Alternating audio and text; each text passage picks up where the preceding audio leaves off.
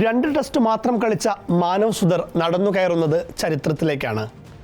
ആകെ പിഴുതത് 17 വിക്കറ്റുകൾ, അതിൽ 2 തവണ 5 വിക്കറ്റ് നേട്ടം.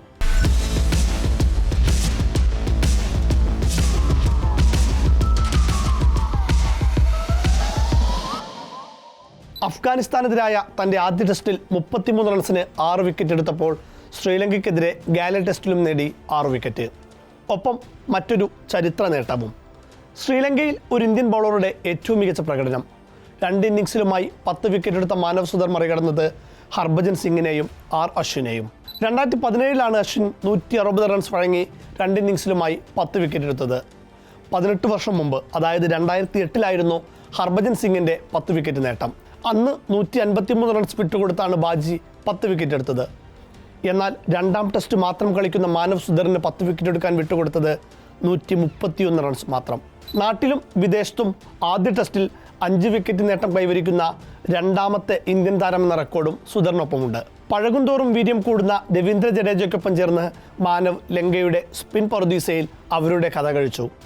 ഏറ്റവും അധികം കായികക്ഷമത വേണ്ട ടെസ്റ്റ് ക്രിക്കറ്റിൽ ഇപ്പോഴും ഇന്ത്യയുടെ വിശ്വസ്തനായ താരമാണ് രവീന്ദ്ര ജഡേജ. ഈ 37ാം വയസ്സിലും ലങ്കയ്ക്കായി സെഞ്ചുറി നേടിയ സോണൽ ദിനുഷയെയും അപകടകാരിയായ ക്യാപ്റ്റൻ ധനഞ്ജയ ഡിസിൽവയെയും അടക്കം നിർണായകമായ 3 വിക്കറ്റുകളാണ് ആദ്യ ഇന്നിംഗ്സിൽ ജഡേജ പിഴുതത്. മാത്രമല്ല 2ാം ഇന്നിംഗ്സിൽ ചേർത്തു നിന്ന സോണൽ ദിനുഷ ധനഞ്ജയ ഡിസിൽവ കൂട്ടുകെട്ട് പൊളിച്ചതും ജഡേജ തന്നെയാണ്. സ്കോർ 142 നിൽക്കെ ധനഞ്ജയയെ മാനവ് സുധറിൻ്റെ കൈകളിൽ ജഡേജ 95 റൺസ് പടുത്തുയർത്തിയ സഖ്യത്തെ പൊളിച്ചു. ഗാല ടെസ്റ്റോടെ ഒരു എലൈറ്റ് പട്ടികയിലേക്കും ജഡേജ കയറി. ടെസ്റ്റിൽ 4000 റൺസും 350 വിക്കറ്റും നേടുന്ന ലോകത്തിലെ തന്നെ 4ാമത്തെ മാത്രം താരം. മുൻ ഇന്ത്യൻ ക്യാപ്റ്റൻ കപിൽ ദേവ്, ഇംഗ്ലണ്ടിൻ്റെ ഇതിഹാസ താരം ഇയാൻ ബോത്തം, ന്യൂസിലൻഡിൻ്റെ ഡാനിയൽ വെട്ടോറി എന്നിവരാണ് ഈ ലിസ്റ്റിൽ മുൻപിലുള്ളവർ. ഇവരെല്ലാം ഈ നേട്ടത്തിന് 100-ൽ കൂടുതൽ മത്സരങ്ങൾ എടുത്തപ്പോൾ ജഡേജയ്ക്ക് വേണ്ടി വന്നത് വെറും 90 മത്സരങ്ങൾ. ഇന്ത്യൻ ടെസ്റ്റ് ടീമിനെ ഒരു പതിറ്റാണ്ട് കാലം ചുമലിലെത്തിയത് അശ്വിൻ രവീന്ദ്ര ജഡേജ സഖ്യം തന്നെയാണ്. അശ്വിൻ മടങ്ങുമ്പോൾ കുൽദീപും അക്സർ പട്ടേലുമൊക്കെ സ്ഥിരമായി വന്നുപോയെങ്കിലും ജഡേജയ്ക്കൊത്ത കൂട്ടായി മാനവ് സുധർ മാറുന്ന കാഴ്ചയാണ് ഗാലയിൽ കാണുന്നത്. ക്രൂഷ്യൽ വിക്കറ്റുകൾ സ്വന്തമാക്കുന്നു എന്ന് തന്നെയാണ് സുധറിൻ്റെ പ്രത്യേകത. ആദ്യ പന്തിൽ തന്നെ ദിനുഷയെ പുറത്താക്കുന്നു. 2ാം പന്തിൽ പ്രഭ ജയസൂര്യയെയും വീഴ്ത്തി. ആ ഓവറിലെ അവസാന പന്തിൽ ലഹിരു കുമാരയെയും പുറത്താക്കിയ സുധർ മെയ്ഡൻ ട്രിപ്പിൾ വിക്കറ്റ് നേട്ടം സ്വന്തമാക്കി. ലങ്കയുടെ അവസാന 4 വിക്കറ്റ് വെറും 16 പന്തുകൾക്കിടെ 7 റൺസ് എടുക്കുന്നതിനിടെയാണ് നഷ്ടമായത്. അശ്വിൻ രവീന്ദ്ര ജഡേജ സഖ്യമില്ലാതെ 16 വർഷത്തിനിടെ ഇന്ത്യ ആദ്യമായി കളിച്ച ടെസ്റ്റായിരുന്നു ജൂണിൽ അഫ്ഗാനെതിരെ നടന്ന മത്സരം. അന്ന് അക്സർ പട്ടേലിന് വിശ്രമം അനുവദിച്ചപ്പോഴാണ് മാനവ് സുധറിന് അവസരം കിട്ടുന്നത്. IPL-ൽ മികച്ച ഫോമിൽ കളിച്ച ഹർഷ് ദുബെയെ തള്ളിയാണ് ഗംഭീർ അന്ന് അവസരം മാനവിന് നൽകിയത്. ആദ്യ ടെസ്റ്റിൽ തന്നെ മികച്ച പ്രകടനം നടത്തി രാജസ്ഥാനിൽ നിന്നുള്ള 24-കാരൻ വിശ്വാസം കാത്തു.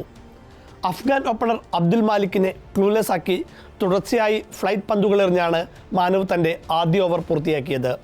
മാലിക്കിനെ ഫ്രണ്ട് ഫൂട്ടിലേക്ക് കൊണ്ടുവന്ന് ഡിപ്പും ടേണും ഉപയോഗിച്ച് കബളിപ്പിച്ചാണ് 4ാം പന്തിൽ തന്നെ സുധർ ആദ്യ അന്താരാഷ്ട്ര വിക്കറ്റ് നേടുന്നത്.